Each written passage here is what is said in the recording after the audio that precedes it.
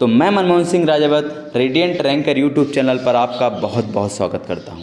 आज हम class 11th physics का बेसिक मैथ देखने वाले हैं, जिसमें हमने कल अवकलन को स्टार्ट किया था। हमने समझा था अवकलन क्या होता है, कैसे पहचानते हैं, किस सवाल में हम अवकलन यूज करेंगे। अगर आपने लेक्चर फर्स्ट नहीं देखा तो लेक्चर फर्स्ट जाके पहले देखो।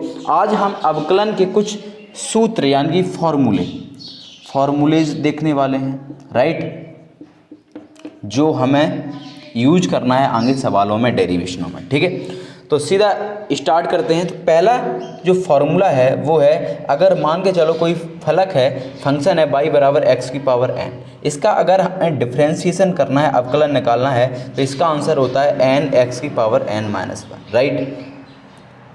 इसको यूज कैसे करेंगे, एक एग्जाम्पल देख लेते हैं। देखो, हमने बोला y बराबर x की पावर 8 है और हमने तुमसे बोला इसका हमें क्या निकालना है, अवकलन।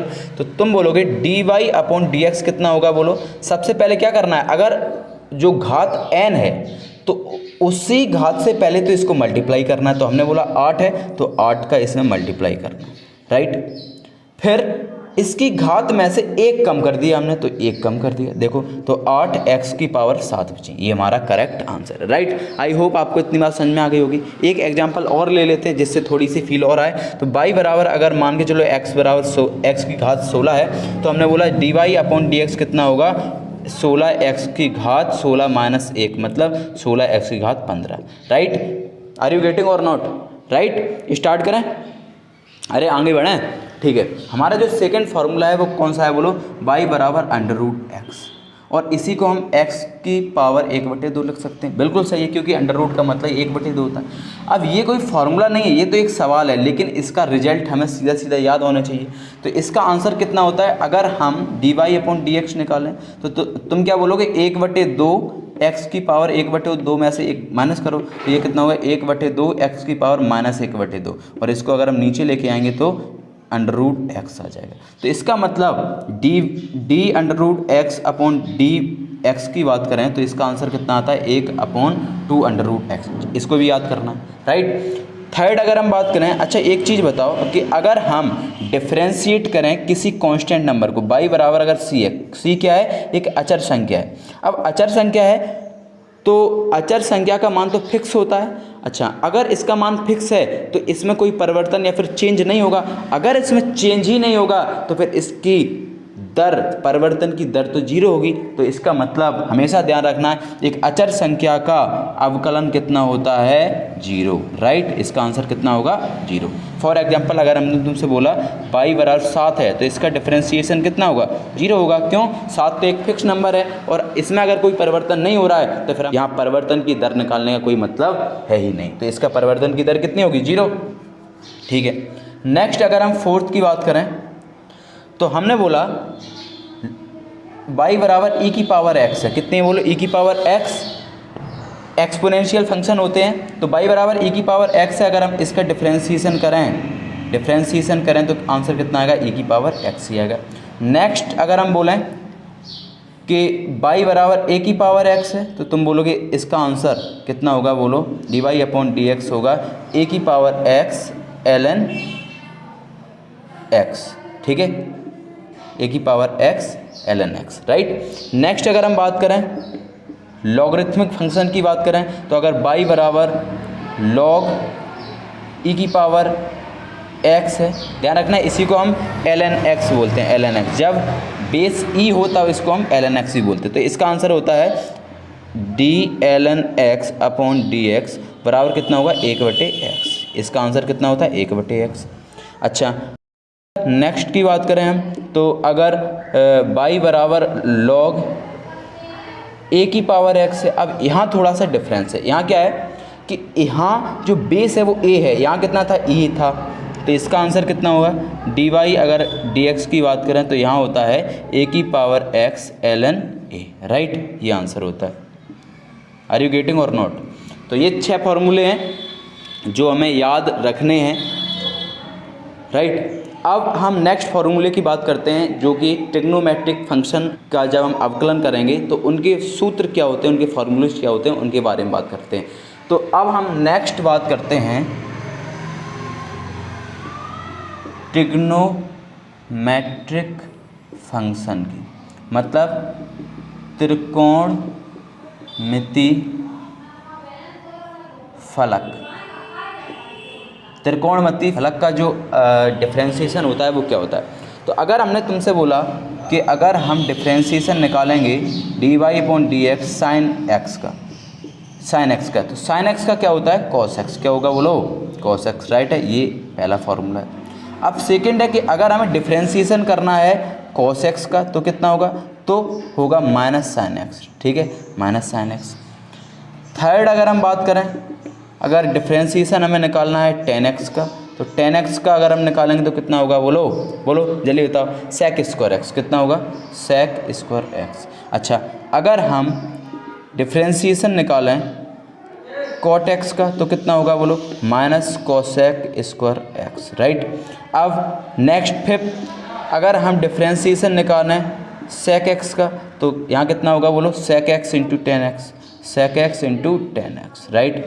और अगर हम डिफरेंशिएशन करें कोसेक एक्स का तो आंसर कितना होगा, बोलो minus cosec x into cot x, right. तो ये हमारे कुछ ट्रिग्नोमेट्रिक फंक्शंस हैं जिनका हमें अवकलन याद होना चाहिए, इनकी ये आंसर है, राइट। हमारे पास और भी अभी फॉर्मूले हैं जिनको और हम देखने वाले हैं। इनवर्स ट्रिग्नोमेट्रिक फंक्शन के जो फॉर्मूले हैं उनको भी हमें याद करना है। तो आई होप तुम्हें ये सब चीज़ें क्लियर हो। अब हम यहाँ से स्टार्ट करते हैं इनवर्स ट्रिग्नोमेट्रिक फंक्शन।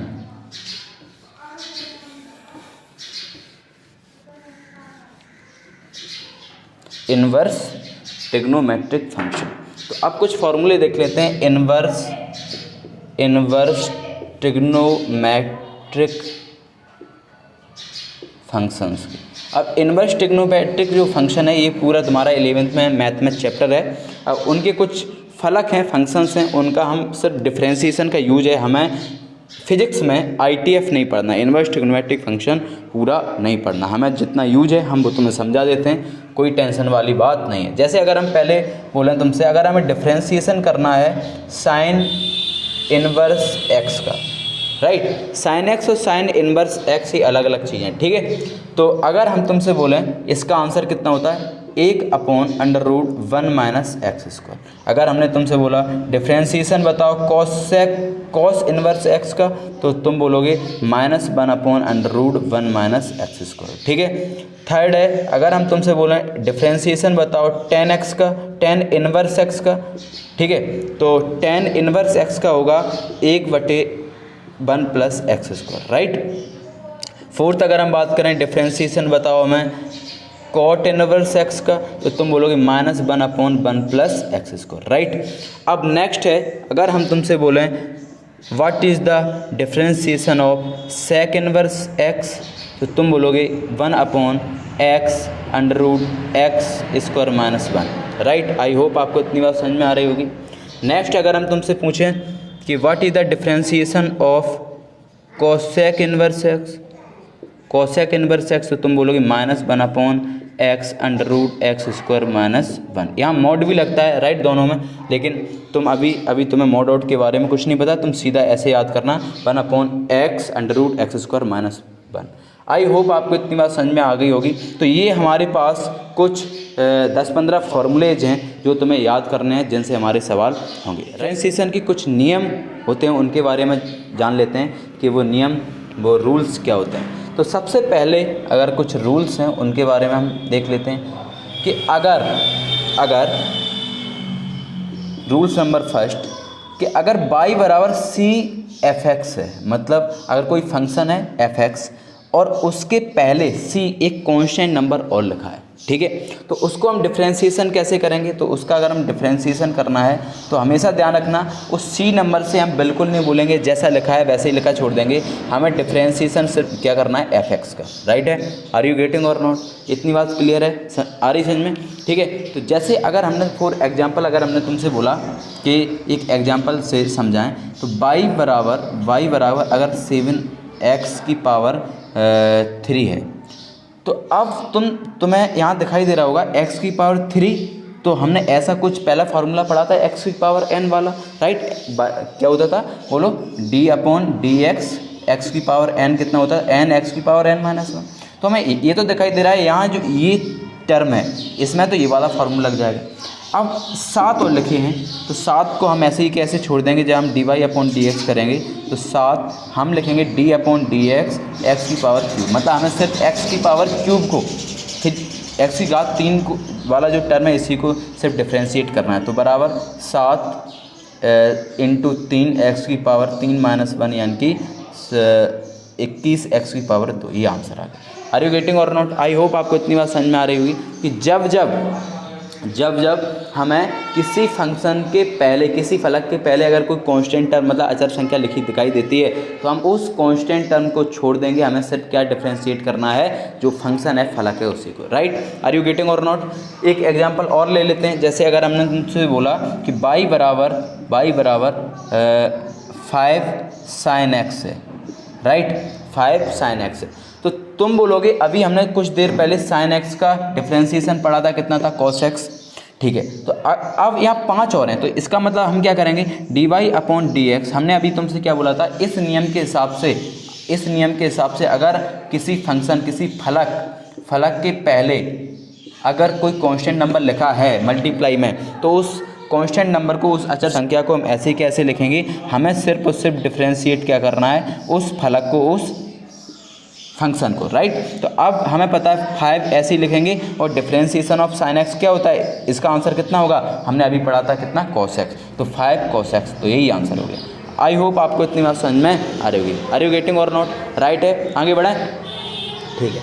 तो ये कुछ ये पहला रूल था जो हमें पता होना चाहिए, वैसे ये तो बहुत बेसिक रूल है।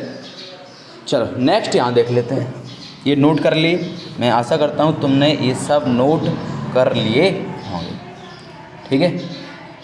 चलो नेक्स्ट देखो, अब नेक्स्ट रूल नंबर 2 देखो, अगर तुम्हें दो फंक्शन साथ साथ में दिखाई दे रहे हो, उनके बीच में प्लस माइनस हो और वो साथ साथ में दिखाई दे रहा हो। अभी तक हमने सिर्फ एक फंक्शन की बात करी है, जैसे y बराबर एफ एक्स है तो उसको हम डिफ्रेंशिएट कैसे करते हैं, लेकिन अगर एक साथ में दो फंक्शन आ गए, दो फलक आ गए और उनके बीच में या तो प्लस है या फिर माइनस है, तो उनका हम डिफ्रेंशिएशन कैसे करेंगे, अभी हम एग्जाम्पल से और समझेंगे। पहले हम ये समझ लेते हैं कि इसका रूल है क्या। तो सबसे पहले हमें क्या करना है, अगर इसको हम डिफ्रेंशिएट करेंगे तो इसका आंसर कैसे आएगा, एक से हम दोनों को डिफ्रेंशिएट कर देंगे, एक बार इसको और प्लस माइनस एक बार इसको।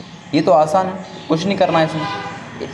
हमें क्या करना है कि अगर y बराबर एफ एक्स प्लस माइनस जी एक्स है तो इसको भी कर दो और इसको भी कर दो, इनके बीच में जो साइन है वो ऐसे ही कैसा रहने दो, तो ये होता है आंसर। जैसे अगर हमने तुमसे बोला कि फॉर एग्जाम्पल, अगर हम एग्जाम्पल लें तो y बराबर x square plus sine x है, ठीक है, x square plus sine x है। अब इसमें देखो एक फंक्शन तो ये है और ये एक फंक्शन ये है, तो अब इसका अगर हमें डिफ्रेंशिएशन करना है, अवकलन निकालना है, तो तुम क्या बोलोगे, इसका हम एक बार इसका कर देते हैं x square upon d x का, और एक बार इसका कर देते हैं D sine x upon d x का।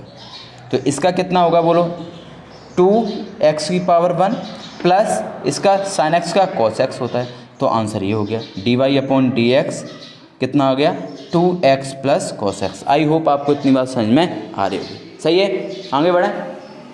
तो ये है दूसरा रूल। एक एग्जांपल और लेते हैं, एक्स स्क्वायर वाई बराबर x square plus 3 sine x. अब देखो अगर हम इसका डिफ्रेंशिएशन करेंगे d y upon d x तो कितना होगा, तुम बोलोगे एक बार इसको डिफ्रेंशिएट करो एक बार इसको करो, D x square upon d x plus D 3 sine x upon d x. अब तुम्हें पता है यहाँ एक रूल और लगेगा, रूल नंबर 1, क्योंकि किसी फंक्शन के पहले मल्टीप्लाई में अगर कोई कांस्टेंट नंबर है, मतलब अचर संख्या है, तो उसको हम क्या करेंगे, उसको हम छोड़ देंगे। तो अगर इसका हमें अवकलन निकालना है, डिफ्रेंशिएशन निकालना है, तो कैसे निकालेंगे बोलो, एक्स स्क्वायर का जो डिफ्रेंशिएशन है वो कितना 2x हो जाएगा, प्लस यहाँ हम 3 को ऐसे ही छोड़ देंगे और साइन एक्स का डिफ्रेंशिएशन कितना होता है बोलो, cos x, राइट। तो इसका आंसर कितना आ गया, 2x plus 3 cos x। I hope आपको इतनी बात समझ में आ रही होगी। तो ये होता है डिफ्रेंशिएशन का रूल नंबर 1, जिसको हम ऐसे यूज करते हैं। अगर दो फंक्शन, दो फलक अगर साथ साथ में लिखें, उनके बीच में प्लस माइनस का साइन है, तो हम क्या करेंगे, उनको एक बार में उनका अवकलन निकाल देंगे, राइट है, आगे बढ़ें, ठीक है। अब देखो एक सवाल और ले लेते हैं जिससे तुम्हें एक अच्छी खासी फील आए। तो यहाँ देख लेते हैं, ठीक है।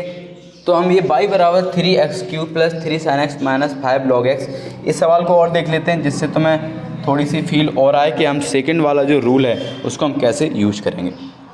तो अब देखो यहाँ 3 फंक्शन है, 1 2 3, तो चाहे 3 हो चाहे 2 हो हमें क्या फ़र्क पड़ता है, या फिर 4 हो या फिर 100 हो, हमें कुछ नहीं करना। हम जब सॉल्व करेंगे, जब उसका अवकलन निकालेंगे तो हम कैसे निकालेंगे बोलो, हमें अलग अलग करना है। तो अगर हम dy/dx करें तो यहाँ कितना होगा बोलो, एक बार तो यहाँ करेंगे प्लस एक बार हम ऐसे लिखेंगे 3 sin x/dx और एक बार d/dx 5 log x, राइट।